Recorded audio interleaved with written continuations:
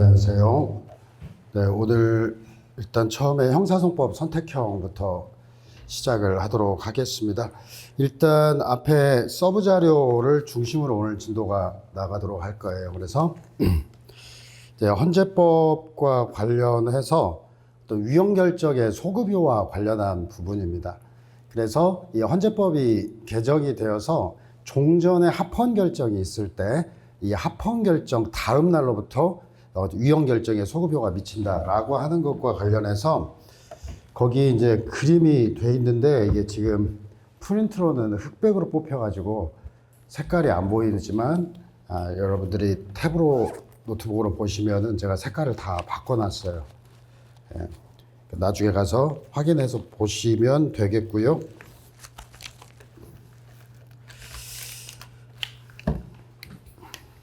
그래서 네 가지 유형을 이렇게 해놨는데 종전 합헌 결정이 있고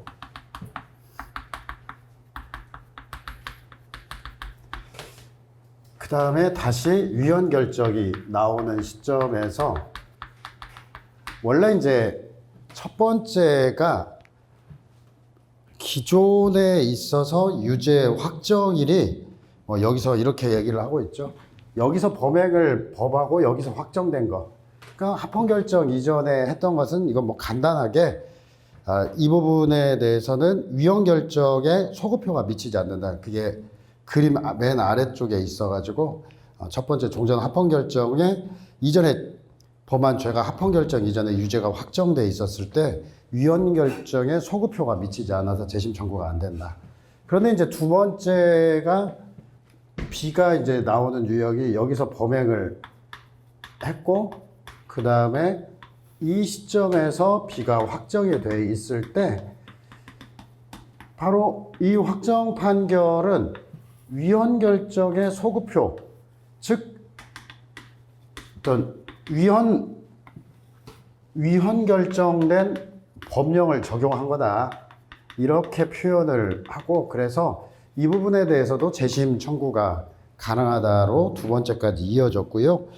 사실 세 번째를 설명하기 위해서 이 그림을 다 붙인 거죠. 그래서 세 번째가 여기에서 C가 범행이 이루어졌고 이 안에서 확정이 된 거예요. 근데 이런 경우 이 C에 대해서는 위헌 결정을 이유로는 재심 청구가 안 돼요. 근데 다른 이유로 재심이 개시됐다. 뭐 예를 들면 무죄임이 명백한 새로운 증거가 발견됐거나 아무튼 다른 증거로 이제 C가 다른 사유로 여기서 이제 재심이 개시가 된 거예요. 이렇게 해서 재심이 개시가 됐다. 확정이 된 게 넘어서 이 C가 이 시점에서 재심이 개시가 됐다라고 하게 되면 이때는 형의 폐지로 봐가지고 면소 판결을 한다는 게 가장 최근의 판례입니다. 그래서 이 3번에서 범죄 후 형이 폐지된 거다.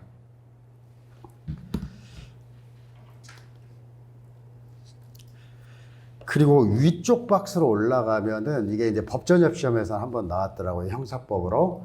바로 개정법 조항이 내용은 동일한데 자꾸만 수정했다라고 하는 거예요. 그래서 이제 여기서도 위치를 보면은 그러니까 이제 이 위치하고는 상관이 없겠네요.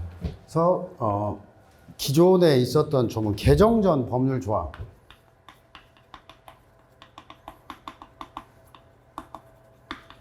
시간이 지나서 이제 개정된 법률 조항이 있다. 이 두 가지가 내용은 동일한데 자꾸만 수정했다. 이런 식으로 이제 표현이 돼 있어요. 그런데 일단은 개정 전 법률 조항에 위헌이 선언이 됐을 때는 이 법 이전의 것들이 전부 다 처음부터 여기까지가 전부 다 폐지 무효가 되겠죠. 그렇기 때문에 이 이후에도 당연히 위헌 결정에 효력이 미친다.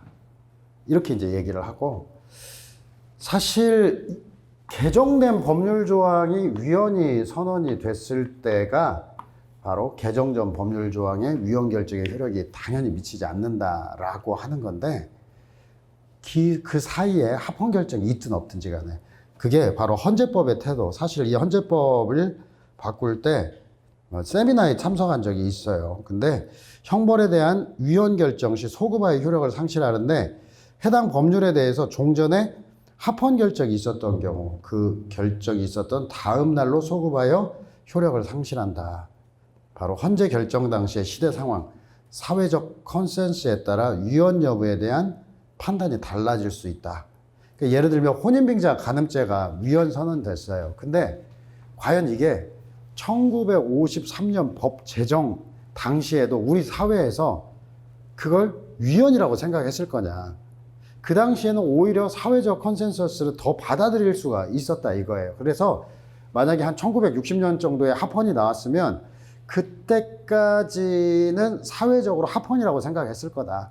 그러니까 적어도 그때 시점 이전 단계까지, 그때 시점 기준으로 그 이전 단계까지 소급 무효라고 생각할 수는 없다. 뭐 이런 취지로 합헌 결정 다음 날에 소급한다라고 바꿔놓은 거거든요.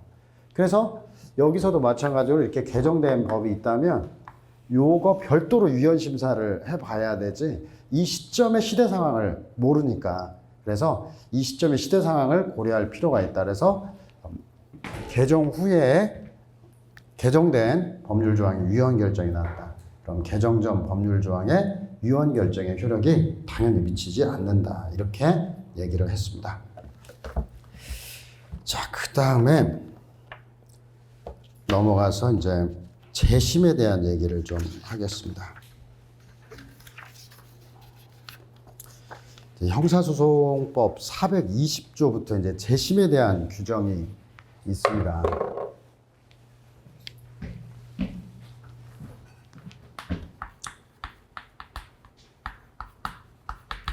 그래서 법전은 가지고 오셨죠? 그래서 재심에 관한 규정들을 한번 스킵을 한번 해보겠습니다.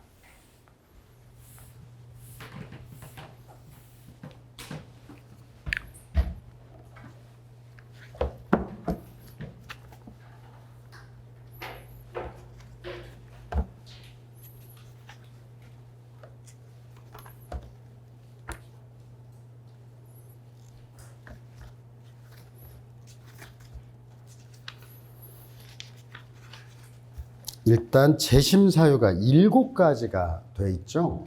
그래서 재심은 다음 각호 어느 하나에 해당하는 이유가 있는 경우에 유죄의 확정 판결에 대해서 선고받은 자의 이익을 위해서 할 수 있다. 그래서 기본적으로 유죄 판결을 대상으로 하고 선고받은 자의 이익, 이익 재심이 원칙이다라고 하는데 먼저 거기에 보면은 7가지 정도의 재심 사유가 있는데 1호가 원판 판결 증거된 서류 또는 증거물이나 확정 판결에서 위조 변조가 증명될 때 1호가 이제 확정 판결로 되어 있고 2호도 원판결 증거된 증언 감정 통역 번역이 확정 판결로 허위임이 증명되고 3호 무고 등이 확정 판결로 증명 4호 역시 원판결 증거된 재판이 확정 판결로 변경됐는데 이 5호 하나가 유일하게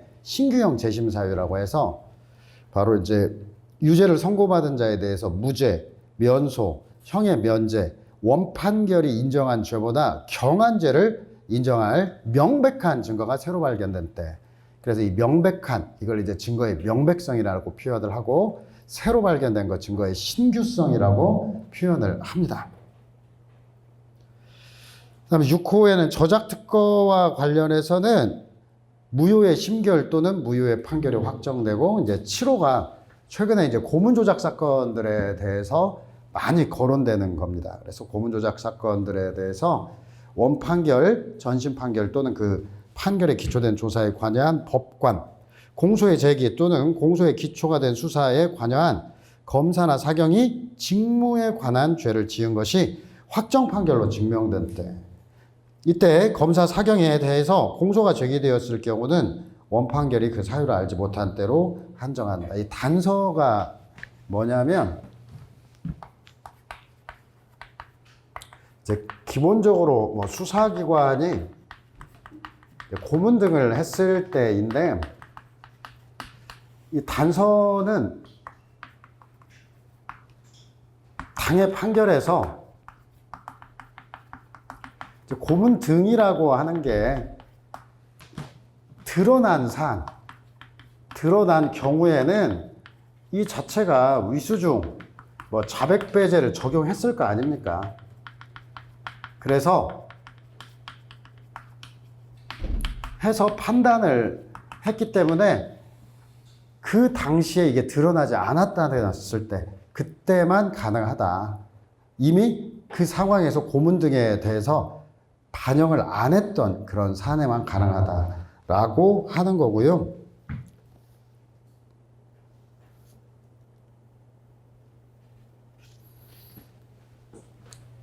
그 다음 이제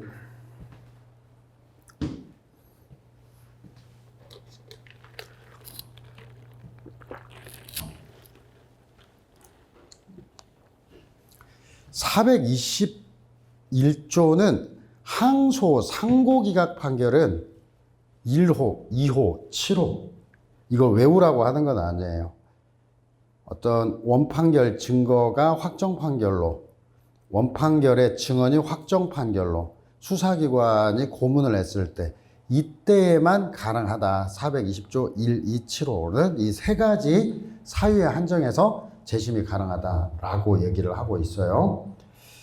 그 다음 2항에 보면 1심 확정 판결에 대해서 재심 청구 판결이 있으는 항소기각 판결에 대해서는 재심을 청구하지 못하도록 되어 있고, 3. 1심, 2심 확정 판결에 대해서 재심 판결이 있은 후에는 상고기각 판결에 대해서 재심을 청구하지 못하도록 되어 있는데, 이건 이제 나중에 다시 설명을 하고요. 422조도 한번 보시면 전 2조 420조와 421조 420조 5 빼고는 확정 판결로 증명될 것을 요구하는데, 바로 확정 판결을 얻을 수 없을 때 확정 판결을 대신하는 증명도 있다. 일단 이 정도 보고, 그 다음에 436조를 한번 보면 청구의 경합, 항소 기각 판결과 그 판결에 의해 확정된 1심에 대해서 재심 청구가 있으면 1심 법원이 재심의 판결을 할 때는 항소심 결정으로 재심의 청구를 기각한다. 1, 2심 상고기각 판결, 그 판결에 의해서 확정된 1심, 2심 판결에 대해서 재심 청구가 있으면 1심 법원, 항소법원의 재심 판결을 한 때 상고법원은 재심을 기각해야 된다. 자, 이 정도만 딱 놓고 이제 읽어봤어요. 빠르게 읽어봤어요. 이 재심에 대해서 설명하겠는데, 일단 재심은 유죄 판결, 이익 재심의 원칙이다라고 하는 게 첫 번째고, 421조에서는 상소 기각 판결에 대해서 재심이 가능하다 이 말이에요. 이때는 사유가 420조의 1, 2, 7호로 제한은 되는데, 그리고 지금 앞에 보니까 1심에 재심 청구하고 1심 재심 판결이 확정이 되면 2심 재심 청구 못 한다는 것도 있고, 그런 게 좀 있었잖아요. 436조나 421조 2항 3항에 뭐라고 돼 있었단 말이에요. 그 부분을 먼저 설명을 드리겠습니다. 웬만한 것은 나중에 텍스트로 보면 다 알아요. 근데 이걸 못 하니까 서브 자료 3페이지, 페이지가 안 써 있네. 3페이지. 재심 절차의 특수 문제라고 되어 있어요. 이제 가운데 파기자판과 재심에서 지금 1심이 징역 3년, 2심이 징역 2년. 여러분, 이렇게 선고형이 바뀌면 이거 파기자판이에요. 파기자판. 일단 여기까지만 생각을 해보면은, 이런 사안에서 거기 밑에 써 있어요. 파기자판은 유죄 판결로서 재심 대상이 됩니다. 이게 파기자판이 모든 파기자판이 되는 게 아니라, 이 파기자판이 그냥 문제 나오면 유죄라고 하면 돼요. 이렇게 유죄로서 어떤 재심 대상이 되는데, 이때는 이 재심 대상의 근거가 420조예요. 그리고 여기서 함께 나오는 거예요. 1심, 여기는 이미 파기된 원심입니다. 이미 파기된 원심은 더 이상 존재하지 않는다. 더 이상 존재하지 않고, 그래서 이에 대해서는 재심 대상이 아니다. 형사소송법 배운 지 좀 오래돼가지고 잘 기억이 날지 안 날지, 제가 설명을 했는지 안 했는지 저도 잘 한데, 소촉법 23조의 2와 관련해서 1심에서 벌금형을 선고했는데 검사가 항소를 합니다. 말로만 하면. 자, 1심에서 이제 소촉법 23조에 따라서 골석 재판을 해요. 그래서 뭐 벌금 500만 원 이렇게 나왔는데, 이제 검사만 항소해요. 이 사안이 왜 항소를 했냐?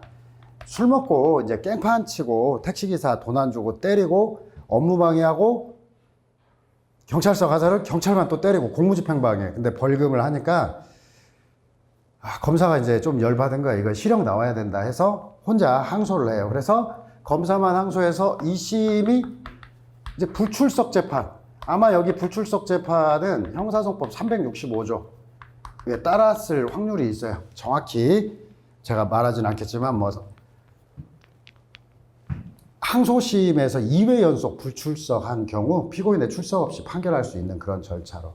그래서 어떤 징역형의 이제 집유가 나왔어요. 이런 사안이 여기에서 얘는 이미 파기되어서 재심 대상이 아닙니다. 결과적으로 이 항소심이 재심 대상이 될 것이냐 문제가 되는데, 바로 소촉법 23조의 2의 재심 사유는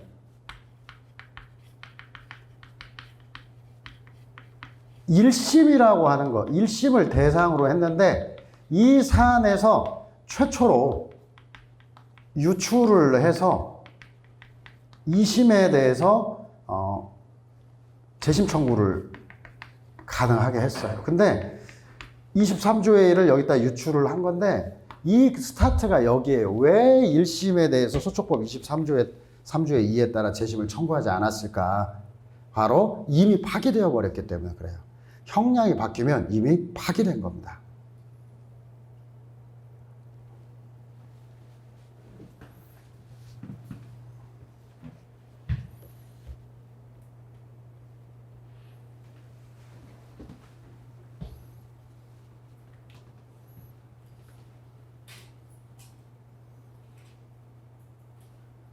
그리고 이제 3심이 나와 여기서 예로 들어있는데, 뭐 꼭 파기 재판 이후에 상고심이 나오는 거 빼고도 뭐 이런 경우도 똑같아요. 뭐 1심, 자 징역 3년, 2심 항소기각 판결, 3심 상고기각 판결 있으면 얘는 420조가 적용이 돼서 7가지입니다. 7가지 재심 사유가 있고, 얘네 둘은 상소, 유죄를, 원심을 유지하는 상소기각 판결이 421조예요. 421조에 따라서 3가지 1, 2, 7호 사유만 이제 재심 청구가 가능하게 된 거예요. 근데 이제 그 다음에 설명하려고 했던 게 뭐냐면, 여기 그림에는 없어요. 바로 아까 이제 조문에서 나왔던 게, 이렇게 동시에 청구하는 게, 이렇게 동시 청구도 가능하다 이 말이에요. 그리고 이걸 재심의 경합이라고 하는데, 그래서 이제 421조에서는 이미 1심에 대해서 재심 판결이 나면 이를 유지하는 2심에 대해서 재심을 청구하지 못한다. 뭐 이런 식의 얘기입니다. 그리고 이제 뒤에 36조에 나오는 건 뭐냐면 이렇게 동시에 청구하면 재심이 경합되면은 자, 1심이 재심 개시 절차를 하게 돼 있어요. 그러면 2, 3심은 정지하고 대기합니다. 2, 3심은 정지하고 대기를 했다가 1심이 재심 판결을 내면 재심을 개시해가지고 판결까지 나면 재심 판결이면 그냥 2, 3심은 기각되고 재심이 기각이 됐으면 그 다음 어떻게 갈 것 같아요? 2심이 개시가 되고 이때도 3심은 정지하고 대기한다. 즉 하급심부터 이렇게 쫙 올라간다라는 것을 보여요. 그래서 재심의 경합이 공판 절차 정지 사유이다라고 하면 하급심이 움직이면 상급심은 정지하고 있다. 이런 얘기를 하고 있는 거예요. 이 정도가 수험생들이 이제 변시 준비하시는 분들이 텍스트를 읽어도 이해가 안 되는 부분이에요. 파기자판과 상소기각 판결은 완전히 다르고 파기자판은 그냥 유죄 판결이에요. 이 개념을 알아야 사례를 해결할 수가 있거든요.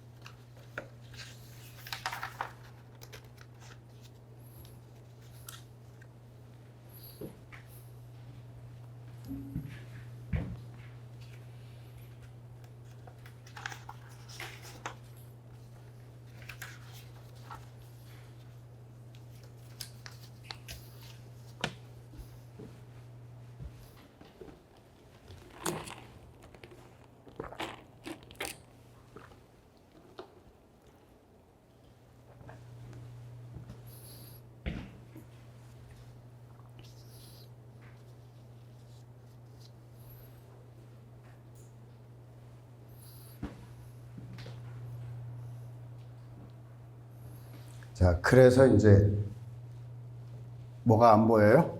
상소기각 판결 421에는 400 원래 20조 1, 2, 7 동시 청구 가능하다. 재심의 경합 1심이 개시되면 2, 3심 정지하고 있다가 1심이 재심 판결하면 기각하고 재심을 기각할 때 비로소 2심이 개시되더라. 이런 식이고요.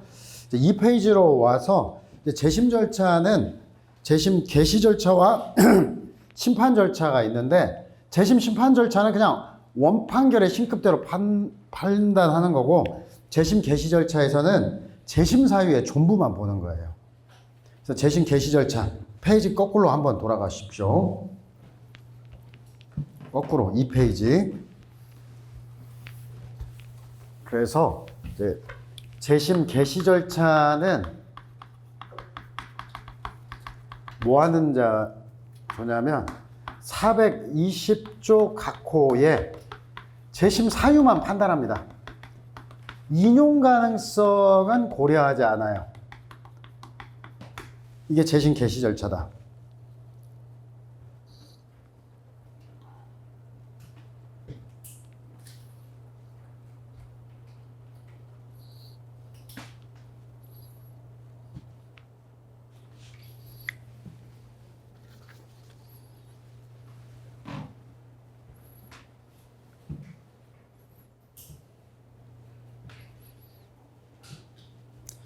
자, 그래서 이 페이지 보면은 뭐 피고인, 변호인, 형법배직, 형제자매 법정들은 배우자 직계친족 이외에 검사도 청구할 수 있고 일단 재심을 청구하면 그럴만하면 예를 들면 뭐 최근에 화성 연쇄살인 사건 진범 잡혔잖아요. 그러면 수감 중인 사람한테 검사가 형 집행을 정지할 수 있다. 이렇게 얘기되는 거고 이익재심, 뭐 유죄와 상소 기각 판결이고 네 번째 상소 기각 판결도 별도 대상이지만 사유가 준다. 청구기간 제한 없고 원판결 법원에 신청하고 원판결 법원에 관할하는데 예외가 하나. 군에서 제적됐다. 이 제적이라는 표현을 쓰는 것은 제대할 수도 있지만 계엄이 해제될 수도 있다. 이런 것까지 다 합쳐가지고 그러면 대응하는 일반 법원에 관할한다라고 하는데 일반 법원에 이제 재판권이 있다. 이렇게 얘기할 수 있겠고요. 그 다음에 특별 사면된 유죄 판결도 재심 대상이 된다. 형 집행만 면제할 뿐 판결의 효력은 남아있다. 당연무효 판결도 재심 대상이 된다는 게 지금 진행 중인 여순 사건이에요. 사실은 여순 사건은 재심 개시된 지가 오래됐어요. 근데 이 명동 남대문 좀 지나서 사무실이 있었거든요. 근데 아무튼 어떤 분이 정권을 잡아가지고 여순 사건의 담당 조사관들을 싹 쫓아보냈어요. 그래가지고 이게 계속 조사가 제대로 안 돼가지고 지금 계속 표류 중인 그런 상황입니다. 특별팀이 있었는데, 자, 그 다음에 그래서 거기에서 보니까 뉴스에는 나왔어. 뉴스에는 분명히 이렇게 해서 사형을 확정했다. 그리고 사형까지 집행했다. 이렇게 나왔는데 아무리 뒤져봐도 판결서가 없는 거예요. 그랬을 때 당연무효인 판결, 존재하지 않는 것, 판결의 불성립과 무효는 구분된다. 그래서 당연무효 판결도 재심 대상이 된다고 했고요. 그 다음에 10번에 이제 비상상고로 일부 파기된 유죄 판결. 비상상고는 기본적으로 피고인에게 효력이 없어요. 법령 위반 부분만 파기하기 때문에 이것도 재심 대상이 된다. 그 다음에 11번. 다만 상급심에서 파기 재판 시 파기 판결만 재심 대상이 되고 이미 파기된 원심은 안 된다. 12, 13이 11과 같은 구조예요. 약식에 대해서 정식 재판이 청구돼서 정식이 확정되면 약식 명령은 이미 효력을 상실한 거예요. 정식 재판만 재심 청구가 되고. 2심에서 유죄 판결이었는데 상고를 했고 상고심 중에서 피고인이 사망해서 공소기각 결정으로 끝났다. 이런 경우에도 이미 파기된 2심에 대해서는 재심이 안 된다. 거기 12, 13, 11까지 다 똑같은 건데 만약에 파기된 원심 혹은 약식명령에 재심 개시 결정이 확정이 됐다. 그럼 어떻게 할 것 같아요? 이렇게 되면 그냥 법원은 아무런 조치를 할 수 없대요.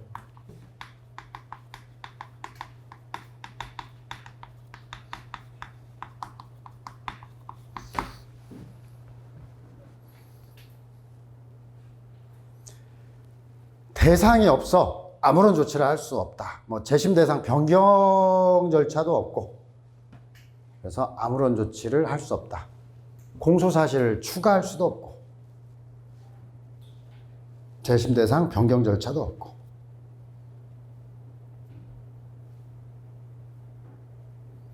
그리고 14번은 제가 어정쩡하게 써놓은 거예요. 어정쩡하게 재심 경합시 1, 2, 3순 순으로 개시가 되고 1심 개시 진행 2, 3심 정지 뭐 이렇게 어정쩡하게 제가 써놓은 거예요. 근데 이거 역도 가능하다는 거예요.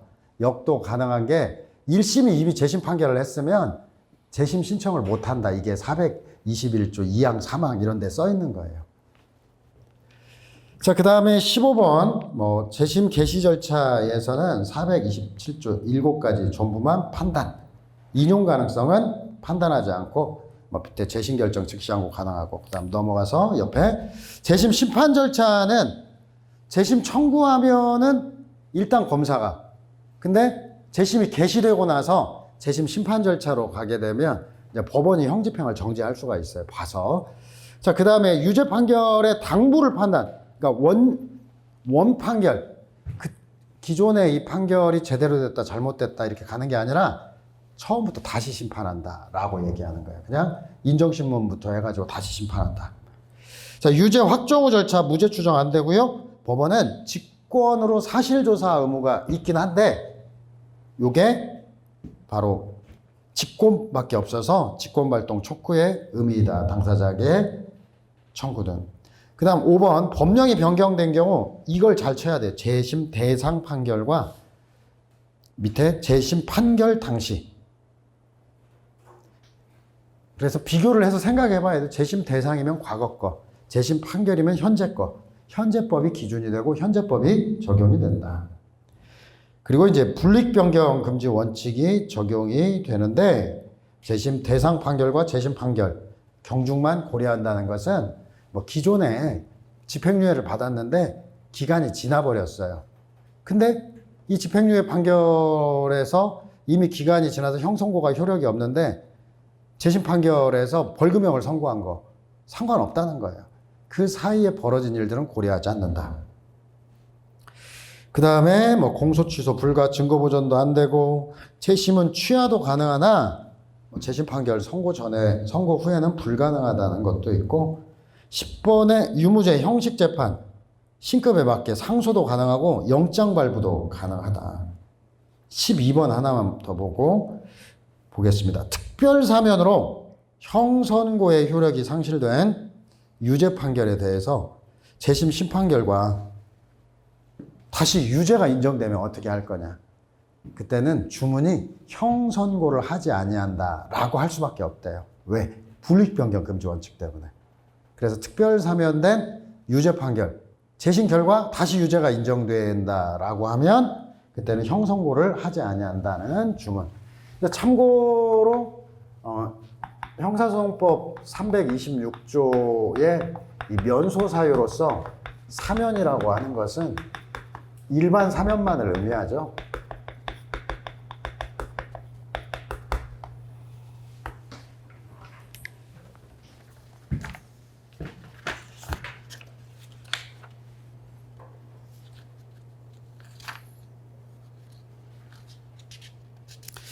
일단은 첫 시간은 엄청 짧은데 여기까지만 첫 시간을 하고 나머지 부족한 부분은 저에게 삼순환 진모가 있잖아요.